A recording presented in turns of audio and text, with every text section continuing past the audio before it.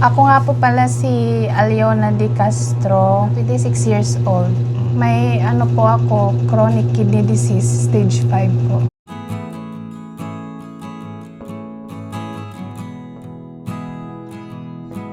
Hello po sa lahat ng viewers natin, magandang araw po. Yan, nandito tayo sa Barangay Tabuk dito sa Borongan. At meron tayong isang bagong matutulungan ngayong araw. Yan, kasama ko si Mami Lee. Hi Mami Lee. Hi po. Baysay. Baysay, ano Tita Joyce?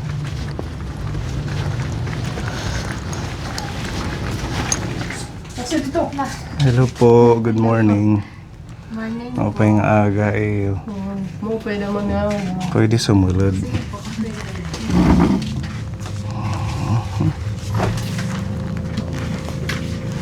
Lola, Oo, okay lang po yan. Masama kayo sa ating vlog. la, dito. Dito ka Lola. Yo, po na makit. Para masaya, madami tayo sa video. Oo, magandang umaga po. Magandang umaga din. Ano pala ang pangalan mo? Ako nga po pala si Aliona De Castro, taga Barangay Tabuk po ako. And I am 26 years old. Kaka-birthday ko lang po ngayong January 23, 2000. Belated happy birthday. Thank you po. So may pamilya ka na. Meron na po at saka isang anak. At saka yung anak ko po na isa namatay na po. Yung So bunso ko po. dalawa dapat ang anak mo. Kailan namatay yung bunso mo? Nung ano po, April pa po, 2023. April 12. Yung asawa mo nasaan? Nandun sa kanilang bahay, wala na pong trabaho dahil po sa nangyari sa akin. Anong kondisyon mo? May ano po ako, chronic kidney disease, stage 5 po. Stage 5. Napakabata mo pa, parang kanong Opo, sakit na ganyan. Bakit? Paano nag-umpisa yung sakit mo? Nagsimula po nung ano, April po, nagbubuntis po ako sa bunso ko. April Doon po nagsimula last year. yung pagtaas ng creatinine ko, 100 plus. Then, emergency po kasi ako, na i-refer po ako dun sa EVMC. Sa Tacloban. Opo. Tsaka tumaas pa po, kaya nagtagal po kami dun sa EVMC. Nag 2 weeks po kami dun. And tumaas po, nag 200 plus na po. Yung creatinine. Hindi nga po ako papauwiin ng doktor ko kasi nga po lalong tumataas yung kriya ko. Tsaka sabi ko naman gusto ko lang umuwi kasi inihintay po ko ng anak ko. Tsaka dito po nakaburol yung bunso ko. Iniuwi dito sa Borongan. So pagka panganak mo, namatay yung baby? Opo, dito po ako una na admit sa provincial hospital po. Tapos dinala na doon. Opo, tapos dinala po ka na. ako doon sa Pero nailabas mo na yung baby. Opo. So, nung nagbuburol na sa hospital ka, sa Tacloban. And then after a year po, nung dumating po na mga 2025 na po, dito na po ako na kasi una po yung nangyari sa akin. Nalaman ko po na may na po ako sakit. Yung mata ko po nanlabo. Doon po nagsimula lahat. Yan yung pinaka-start ng Opo. kondisyon na naramdaman Tsaka kada nagpapa-BP po ako, lagi po ako. Tapos yung BP ko nagsusobra, 200 po. Ganon? 225. Kahit hindi ka kumakain ng mga... Opo, nagto 225 po. Yung po yung Taas. pinakaunang talaga, BP ko po. 2020. Yun po. Si nanay, yun yung nanay mo? Ito po, lola ko po. Lola. Tapos si nanay? Lola ko rin po. Lola, oo. Mag-anak namin. Kamag-anak. So anong status mo ngayon? Wala, dito lang po. Nag-undergo ka ng dialysis. Tapos, anong sabi ng doktor? Ang sabi po ni Doc na kailangan ko lang po magpa-kidney transplant. Kidney transplant. Po, kasi ayaw niya po na tumagal ako sa pagdadialysis kasi bata pa po ako. Napakabata mo pa. Marami para pa sa po akong magagawa sa 26 years old. Opo. So, nakakailang dialysis ka na? Nakakailang 3 buwan? times a week po. Ilang buwan na? Kailan ka Um, nag-start? Ngayon lang, January 2 po ako nag-start. Asan nga yung Kasi January 2 po, pagsapit pa lang po ng bagong taon na emergency na po ako. Dati anong trabaho mo? Wala po talaga kasi dahil po sa pabalik-balik po ako sa sa St. Paul. Nagpapa-check up po ako dahil po may naramdaman na po ako mga symptoms ng sakit ko. Hindi ka nakakaihi? Nakakaihi po pero may mga po, bula-bula. Yun na po yung sign na may po ako. Tsaka lagi po ako namamanas. So ngayon, hindi naman. Meron po, ayan. Ito Oo, po. Ayan, namamaga yung paa niya kapon. Mamanas po. Namamanas po kasi mas lumalaki yan? Mas pagmanas niya? hindi po ngayon kasi maintain lang po yung iniinom ko na tubig. So mga Every 1 day po, kailangan po 1 liter. 1 liter lang po na 1 tubig. litro lang bawat araw. Opo. Oo, kasi pag nasobrahan, Manas po talaga. kasi hindi mo mailalabas yung fluid sa katawan. Hindi po. Oo. So, kailan nag-start? Last year lang yung chronic kidney mo? Na-diagnose po ako nung October 14. Doon po ako nagpa-lab. Last year? Opo. 2025. Doon mo nalaman na chronic Opo. kidney yung sakit mo. Nagpa-general check-up po ako. Ano ba yung lifestyle mo dati?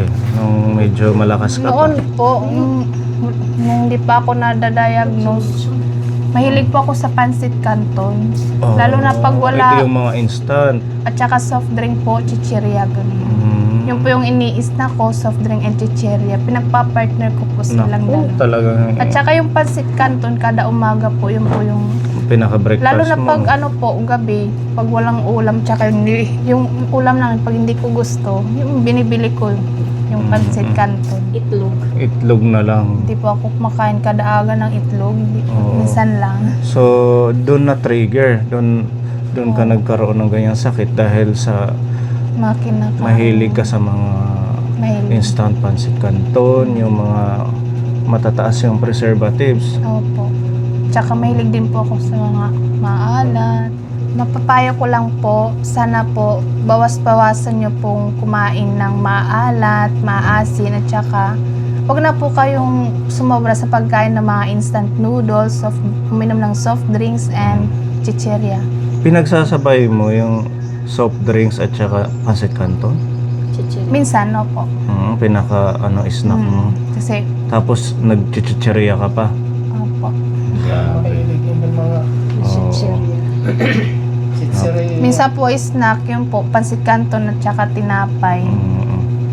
Hindi talaga Isaw, maganda. gusto niyang Isaw Yung din po, mga isaw. lamang loob po. Mahilig ka sa Mahilig gano'n. po ako. Napakabata mo pa ate. Kaya nga po. Aliw na? Opo. Para sa ganyang sakit. Kaya ngayon po, inaano po ko na ni Doc na magpa-kidney transplant. Nga lang, problema ko, wala pong kasi di man po pwede yung kapatid ko kasi ayaw din nila. Ilan pala kayo magkakapatid? 4 po. Bunso ka? Hindi po, pangalawa po. Pangalawa? Yung kalagayan. Pag magkakasakit, lalo na't may anak ka, Yun po nga po. nag-aaral yung anak mo. Hindi pa po, 4 years old. Siguro nga yung taon po, pagpasok niya. Pwedeng makita yung mga record mo. Ito Yung po, medical record. galing din po, yung iba po, galing din po sa St. Paul's. Marami pong, ito po yung result ko nung nagpa-lab po ako ng October 14. Yung CREA ko tumaas lalo, 1,000. 1,032 yung Opo. creatinine mo. Ano ba yung normal na ito? Yung standard lang CREA? 100? Mga 80 yata. 80? Hindi ko yung po sa'yo, alam. grabe, Opo, 1,032. kaya kailangan na daw. Sabi po ng Ang taas. doktor doon sa St. Paul, kailangan na Kasi daw po talaga mayroon silang lahi na yung kamag-anak niya. Yung tatapapa niya. Ay, yung papa mo, may ganun din. Meron po. May kidney problem din. Kaya nga, yan ng mana. Naman, sa daming mamanahin, ayun pa yung Kaya, pwede namang lupa. Oo, at saka ginto, ang mahal na ng ginto ngayon. Wala bang pinamana si papa mo na ginto? wala. Makipira. Oo, at saka yan talaga parang yung isa nating tinulungan si Kuya Jason. Lifetime yung kanyang dialysis kasi wala man siyang donor ng kidney. So, 3 times a week siya nagpapadialysis.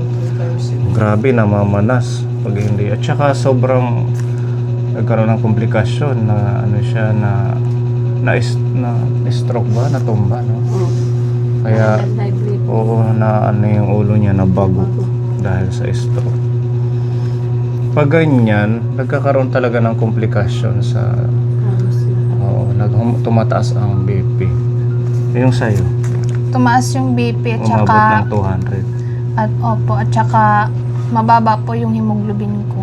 Yun po yung nakaano sa akin. Ito pa, yung blood urea nitrogen mo umabot ng 25.54. Mataas din to.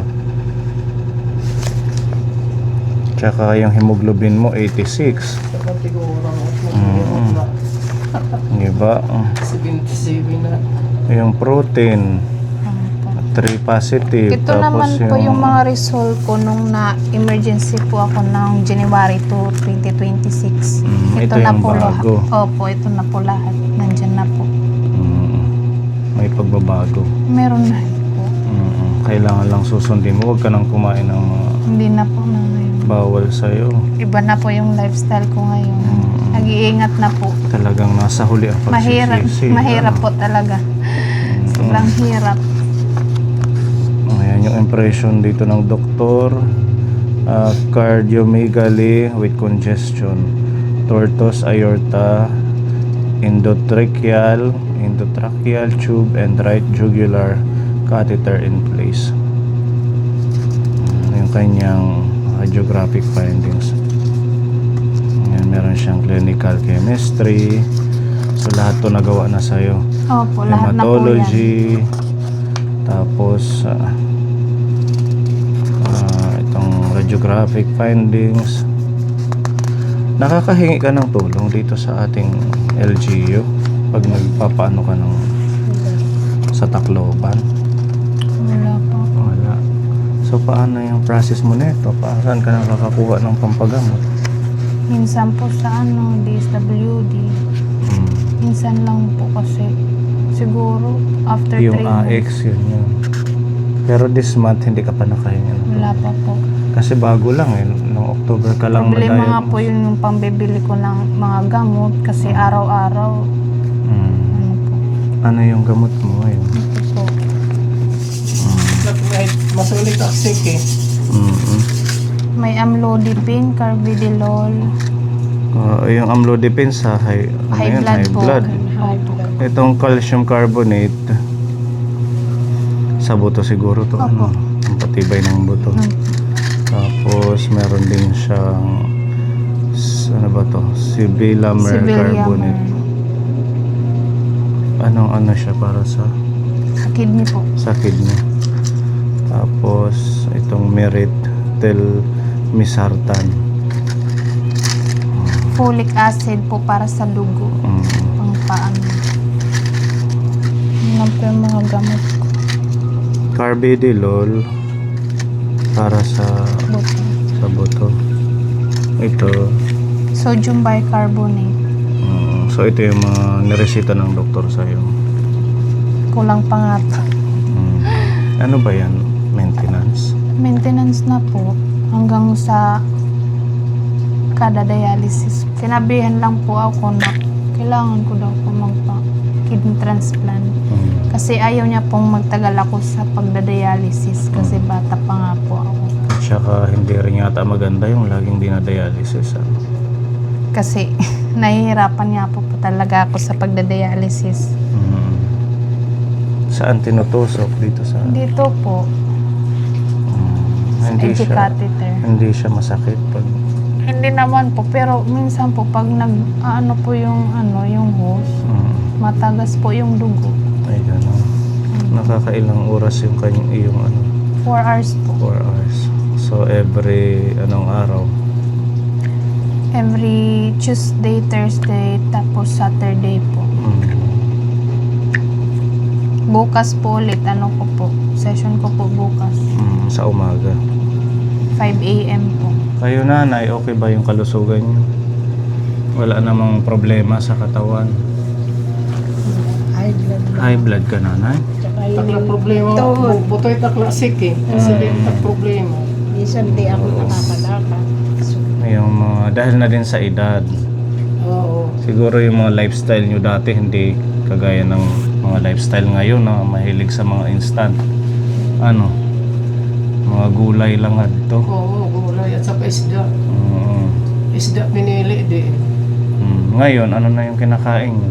Ano lang, galunggong kumakain ako at saka bangus. Bawal na yung karne Hindi sa bangus inyo? na, hindi ako kumakain.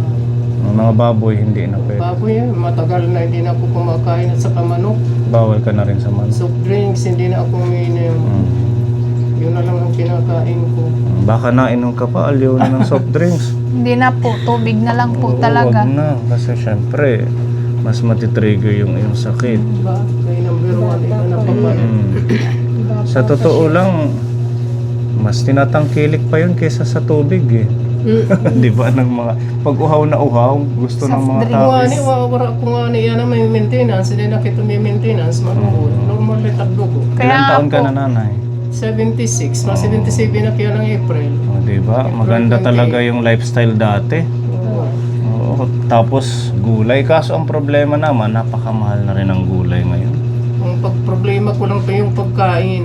Yun lang ang ano ko. Mm. Pero yung ano, parang hindi ako kumakain na 5 years na. 5 years. Ang tagal Saka na. manok. Bawal ka na rin sa gano'n. Ikaw, ano yung lifestyle mo Ang edad ngayon? ko ng ano, Ano po, 60. Mm. Hindi na ako kumakain ng ano. lagi na lang rin po kinakain ko gulay, isda, Mm. at saka exercise na rin sa umaga. Yung mga mantikaon, isos, wala ko na galit. Mga mamantigang pagkain, hindi talaga maganda. Kaya sa may nakaka-high blood, nakaka-konting lawas itong yung mga pagkaon niya na para kay may mga kuan, Preservatives. mga sunod na. At saka may mga pampalasa. Oo. Mga seasoning. Kasi nakakahimang talaga yan. Kalawi ka, di ba tayo, may high blood, may... O siya, di ba? Oo. Nagda-dialysis Kalawi ka, 26 nagsuba years 200 ang old. dugo. Kaya po Buti, nga, nga tigurang na, wala pa akong duguhin. hanggang 120 lang. Oo, 130. 130. Yung mga sa'yo, ano ko, 200. 225 po. Siguro sobrang hilo ka na nun. 220. Wala po akong naramdam. Wala kang naramdaman. Over 180. Mm. Ang taas ng Uber. Grabe. Kaya sa mga makakapanood ng ating vlog na ito, unang-una iwasan yung mga sinasabi ni Ate Aliona. Mga pansit canton, chicheria, soft drinks. Okay lang kumain, minsan lang. Huwag lang araw-araw. Kaya ko nga, hindi ako. Kahit hindi na minsan, wag na Wag dahil na lang. talaga siya maganda. Gulay na lang Pansit at saka canton, di kakit na noodles, waray ko hit. Tubig na lang. Tubig, mamupay tubig, kay waray ito. Walang side effect. Side effect. Maihila. Oo, so mga soft drinks, lalabas na lang. Oo. baka di nag-affect maluoy. At saka iwasan ng mga Maasin. maalat. Tapos yung mahilig maglagay ng mga pampalasa. Diba? Yung mga magic. Kasi may tiyanig nakaka-connect tao, kaya na yung mga pinangangaon, damo na yung mga sunod. Sanglit na magic din ang buhay. Oo. Kaya nga Kalusugan. sinasabi ko sa mga kapatid, huwag niyong lagyan ng mga pampalasa. Kulawi ka, may Bawas-bawasan dialysis ng 13 anyos. May ganun pa, 13 Oo, years. may dialysis ng 13 anyos. Doon sa ospital niya. Wala po ngayon. Pero nung sabi ko, tinanong ko yung nurse, meron pa po bang mas bata pa sa akin? Oo daw meron. Kaso namatay kasi tumigil sa pagdadialysis. Mga 20 years old. Grabe Sana makayanan. I-continue mo lang yan habang wala pang donor ng kidney. Hindi ko Kidney alam kung transplant. meron maging donor. At saka ang mahal daw niyan. Sabi kasi may Sobrang tinulungan mahal kaming po. ganyan. Million din yata. Tapos ma-match pa yan kung Opo. tugma sa ano mo, sa katawan mo yung ita-transplant na kidney. Kaya yung iba, no option, ang ginagawa, continuous dialysis na lang. Maganda sana kung may donor. Hindi naman papayag yung mga kapatid mo. Kasi compromise naman yung kalusugan nila. Kaya ngayon, magsilbing aral sa iyo, mag-ingat ka lalo. Nasa huli po ang pagsisisi. Tama yan. Yan yung moral lesson nitong ating vlog. Hanggat maaari, Iwasan na yung iwasan mga... ang mga hindi magagandang pagkain. Sara. Itloto, asya na may nakaka. Oo, di ba yung kanin, nakaka-high blood din yan pag marami. Nakaka-high blood at saka nakaka-ano. Sugar. Sugar din. Sugar. Pag Lalo na marami pag yung ano, malamig yung Oo. bahaw. maraming kanin na kinakain. Gabi nga hindi ako kumakain ng kanin. Oatmeal. Oatmeal na lang, maganda talaga yun. So yung pagkain mo, anong in-advise ng doktor? Yan, mga gulay na lang. Gulay at saka prutas, hindi po pwede lahat.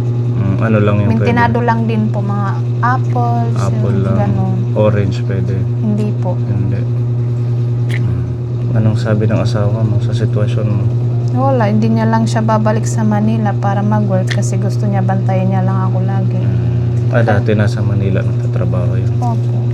Tumigil na lang siya sa pagtatrabaho. Buti nandito sila lola, nakaalalay Kaya sa nga iyo. po. Para syempre mahirap yung mag-isa lang na may sakit, walang makausap. Mahirap nga po. Para nalilibang. Minsan parang ano na yung utak mo dahil sa kakaisip kung anong gagawin mo. Sige lang, laban lang. Pagsubok lang sa'yo yan, kailangan Kaya- mong malampasan. Tsaka syempre, yung prayers, huwag mong kakalimutan. Oo. Yan po yung unang-una kong ginagawa. Sinusugat din. Mm. Yun nga, number one ay titim pa nga di. Kay wala iti iba nga nakakasalbar na may itadi, igbaw. Totoo. Kay puro iti at nga tanan din yung kalibutan. Kaya Parang kanyang di ba makaka- pagalingin kung nagtitiwala ka sa kanya. Sino rin akin kung haros ko lang magagawad ang Diyos pag ko lang nga nakunhayin. Pangatlong buhay ko na po to. Bakit dati? Kasi yung ka-emergency ko sa anak ko, yung bunso po, na din po Nahirapan ako. ka din. 50-50 din po ako dun sa UBMC. Makaduhay niya pagsikuan, higarumatay. Ibig sabihin, San January. oo, mahal ka ng ating Diyos. Kaya nga po, Meron ka pang miracle purpose. po nung nabuhay pa po ako ngayon. Sa pagsiring. Kaya laban lang. Oo, ang ating Diyos magpapagaling yan sa'yo basta magtiwala ka. Dasal lang. Dasal. Dasal. Nga tanan. Iyan na nga, ikaburutan, wala tanahit na ihimo. Pero sa salbaran pa nga ni kita. Oo. Sinasalbar kita at niya. Totoo yung sinasabi na nanay, kung talagang ang Diyos na ang mag-decide, Isang pamambait ka na nga nahigda. Direk pa nga ni kukuhaan, direk kinukuha. kahit mahina ka na, kung hindi ka pa kukunin, bibigyan ka pa ng buhay. Pagsiring, if Diyos it talaga may kuhan. Kay kulang lang din aton pag-ampo. Inaugdan it. Purit iyaik nga tanan din kalibutan nga mga butang. Iyaik Totoo mga yan. kaburutan.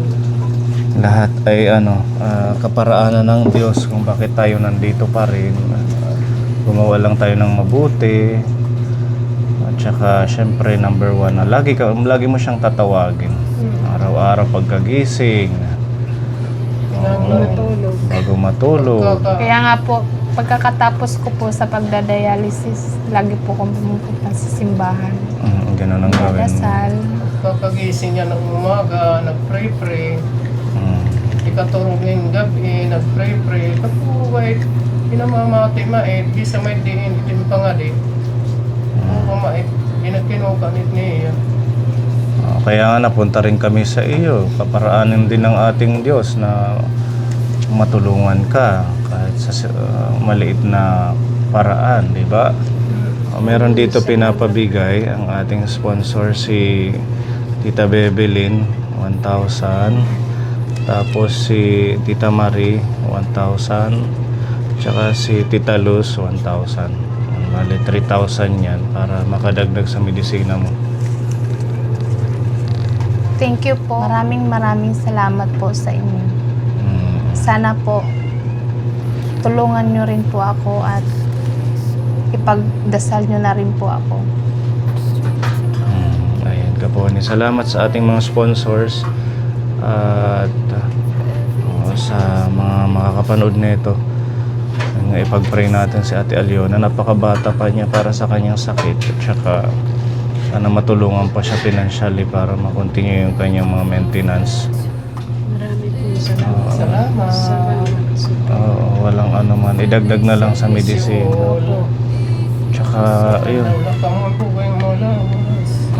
kayo din nanay, maging malusog lang tayong lahat. Your love surrounds our hearts with peace. You are my shelter. You are my light. Kinakaya ko na po lahat.